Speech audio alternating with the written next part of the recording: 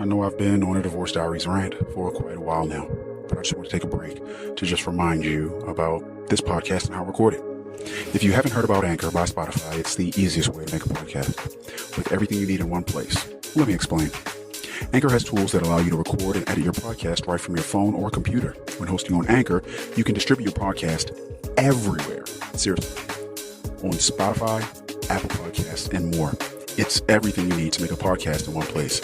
And best of all, Anchor is totally free. Download the Anchor app or go to anchor.fm to get started. Again, that's anchor.fm to get started, or download the Anchor app. This guy is nuts. Is he really making daily recordings of his possible divorce and releasing it as a podcast? They both cheated on each other? She's making six figures and still doesn't contribute to any joint endeavors financially? Why is she still with him? Why is he still with her? I can't wait for the next episode.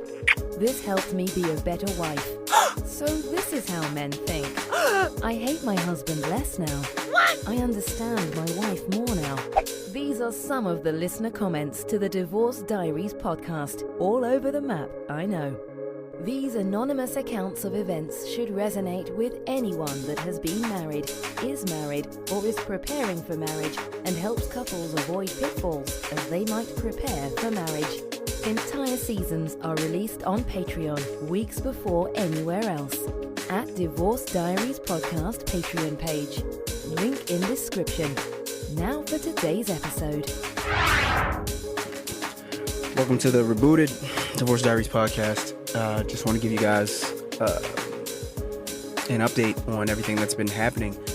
This is the first week of June 2021. I'm fully out of the house that we owned as a married couple, and we're in a rental because I've got some really tough surgery coming up. And otherwise, if I had a magic wand, I would love to just kind of be by myself and, just experience what my serenity level would be if I was on my own. And I say serenity level specifically because there's this cool thing called the ENNEAGRAM that I've been diving into. It's sort of like a personality test, or how people sort of ascribe their characteristics and attributes, strengths and weaknesses to the horoscopes.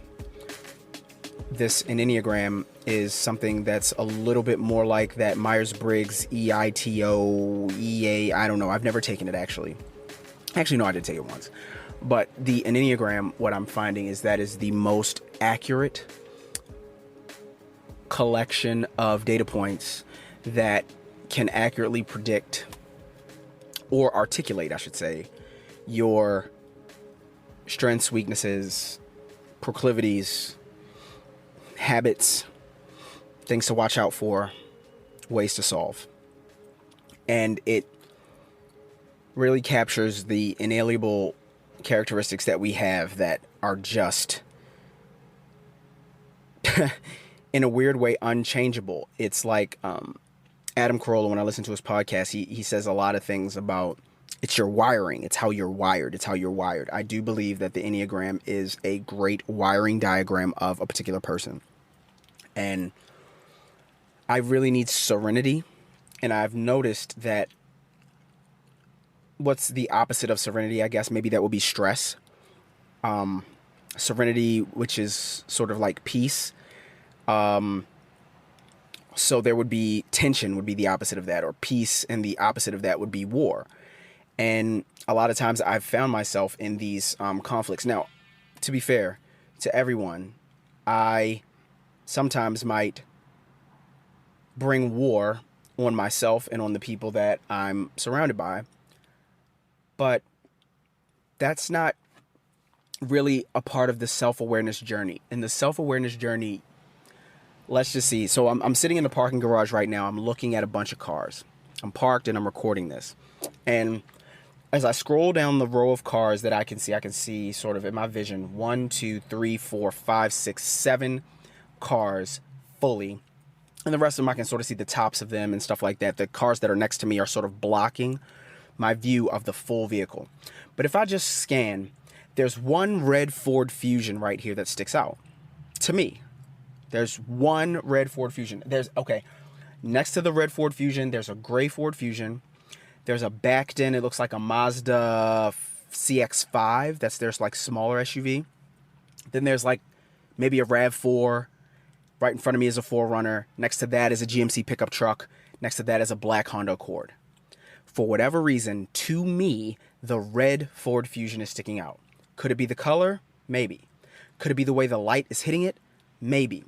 I don't know. But to me, the red Ford Fusion sticks out. That's it. It's not a crime. It's not good. It's not bad. That's just what happens with me.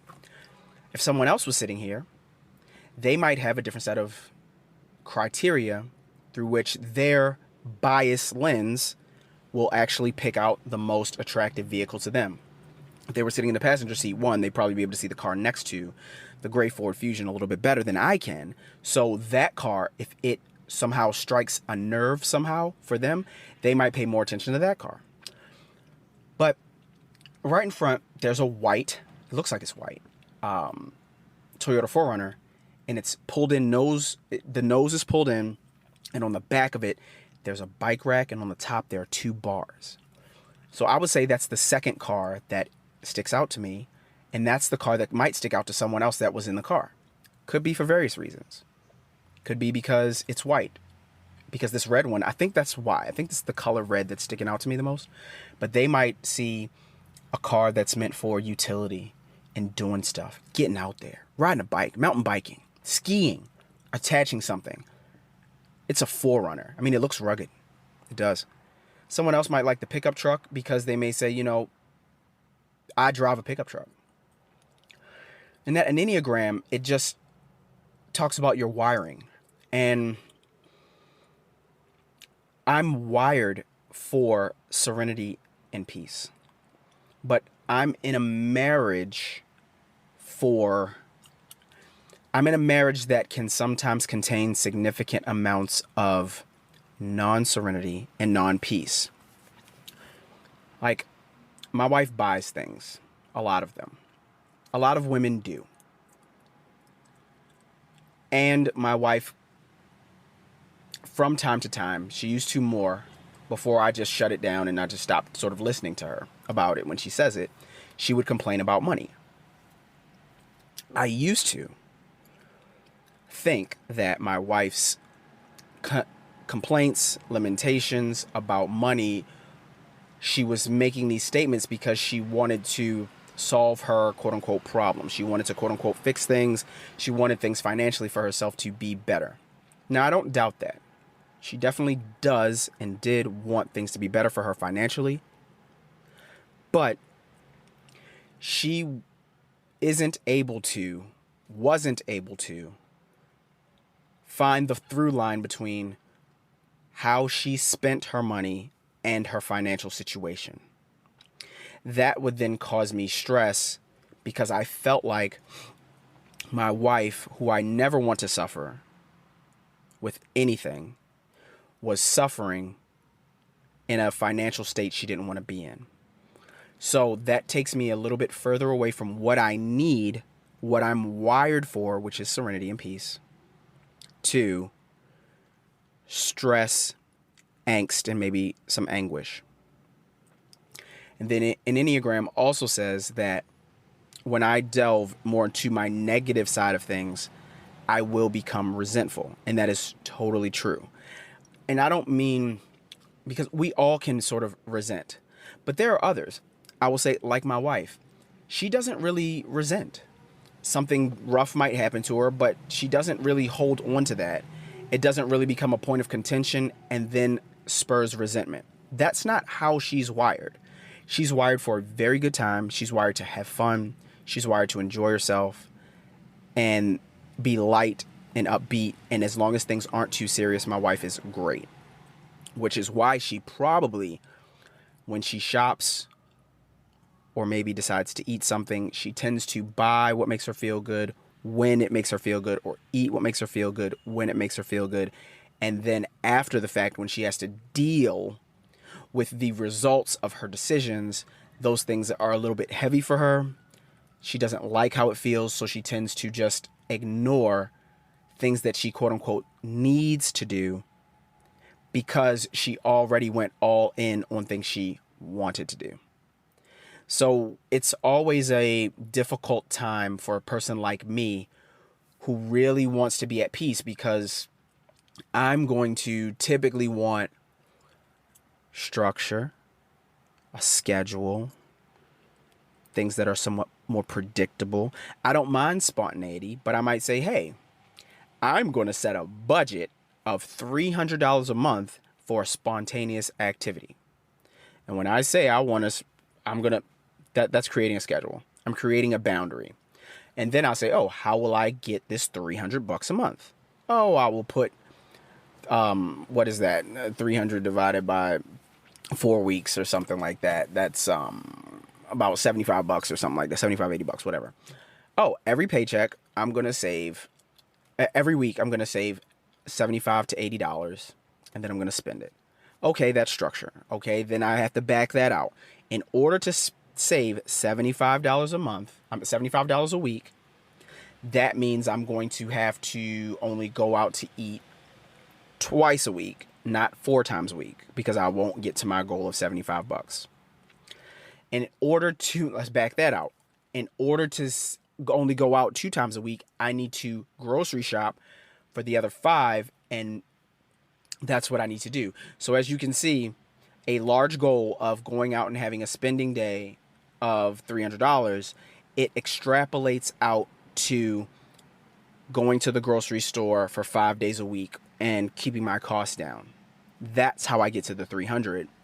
My wife and I are a little bit different. And in that scheme, I'm going to be very comfortable and serene and at peace because I have a plan to get to my spending the $300. My wife is a little bit of the opposite. She just spends the $300 and then maybe later either wonders where the $300 went or is frustrated at where her $300 went. And that brings me out of peace. And that's not her fault. That's how she's wired. And that's okay. But I need to, because I've been married almost all of my adult life. And when I say almost, I'm not exaggerating. Almost all of my adult life. And I've been with my wife all of my adult life. So I don't know what it's like not having her style of living a part of my life. This is a free country.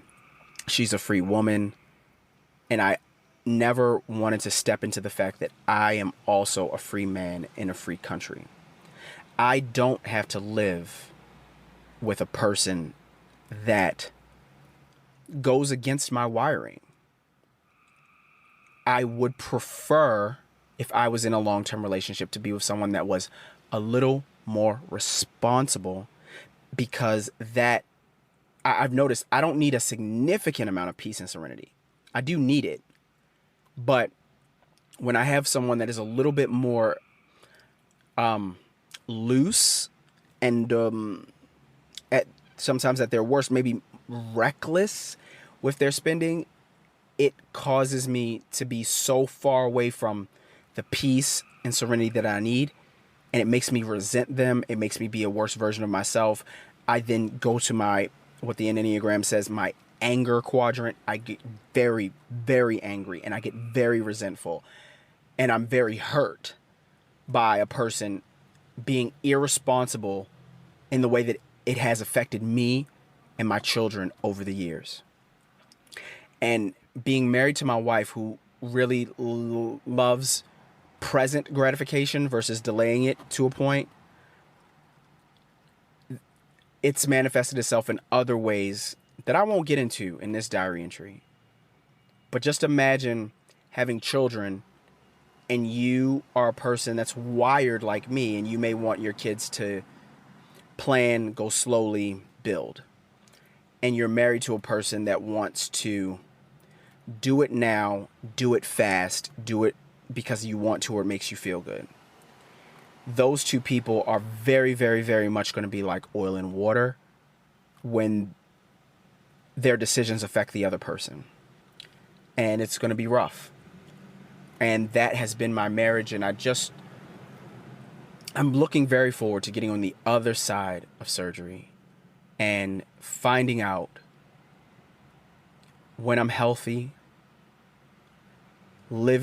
trying to live by myself, and just taking a look and seeing like, wow, and really meeting myself, saying like, this is who you are when you are in full control of your life and you have agency over yourself and what you want. This is how you would like to live. This is where you'd like to go. This is how much you'd like to save. This is how you'd like to spend your evenings. And it's hard feeling like, man, I really feel like my wife and I could have been happy, but I don't feel like, I think she's been very honest. She doesn't feel that she should change. And I hear that from a lot of women and a lot of the videos that I watch on YouTube and stuff like that. A lot of people don't feel like they need to change when they get with someone. And I think I understand now that I need to be with someone that understands that they do need to change. Not anything necessarily super specific, but I know that I've had to change being with my wife. Like, I've had to change my tone. I've had to change the way that I sort of come at my wife.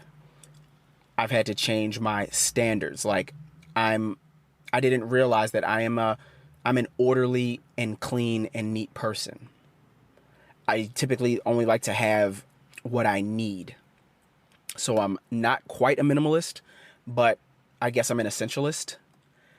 And my wife is more of a collector, and she's an abundance person and a person that amasses a lot of things. So I've had to change, and I can't just throw everything out or like be so frustrated every time she buys something. I've had to change over the years to accommodate that personality type that my wife has. And she hasn't, because she doesn't believe or feel or think that she has to change. It's not a bad thing. She's right about that. She doesn't have to change anything for me and for our marriage and for my comfort as her husband. But now I just need to understand, and every other husband or wife, you need to understand, if the person that you're with doesn't want to change for you in the marriage, then first evaluate what you want them to change and why, because you could just be a selfish piece of shit and you want them to change things that they shouldn't change because you're just a control freak and you're horrible. But if they want to buy, 10 decorative mugs and you only have space for 5, if you guys can't have the conversation and they say, okay, even though I want 10, I'll only buy 5. That doesn't thrill me, but I will. And you say, I'd prefer if you don't buy any, but if you're not going to buy 10, because then we'll have to like put them in places where they don't belong and it'll take up space and it's hard for me. I'm not happy because I would like you to buy 0. You want to buy 10. You guys settle on 5. I think that would be a good compromise. And if you find that you're with a person, and in this book, Too Good to Leave, Too Bad to Stay, this book by Mira Kirschenbaum that I read, she said some people have off-the-table-itis. And off-the-table-itis means when there's an issue that you want to discuss and the person's like, I'm not talking about it. I'm not open to that. They have off-the-table-itis. And that's what my wife has with a lot of things. So I'm just wondering, well, I know there's been a lot of resentment built up because of my wife's off-the-table-itis for me.